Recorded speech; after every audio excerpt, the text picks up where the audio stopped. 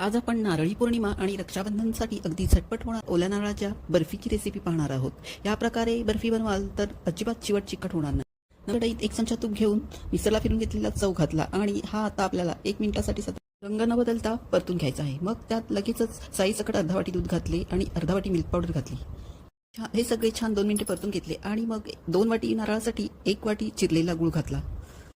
आता सगळे जिन्नस परतून छान मिक्स करून सतत ढवळत अशा प्रकारे घट्टसर गोळा होईपर्यंत शिजवून घ्यायचे। आता 2 मिनिटे परतल्यानंतर हे बघा अशा प्रकारे मिश्रण कढईपासून वेगळे व्हायला। आता आपले मिश्रण वड्या थापायसाठी तयार आहे। इकडे ताटाला थोडे तूप लावून घेतले आणि मग आपले तयार झालेले जे मिश्रण त्यात पुढची प्रोसेस झटपट करायची आहे। मग पलित्याने हे ताटातले मिश्रण छानपैकी थापून चौकोनी आकारात सेट करून घेतले।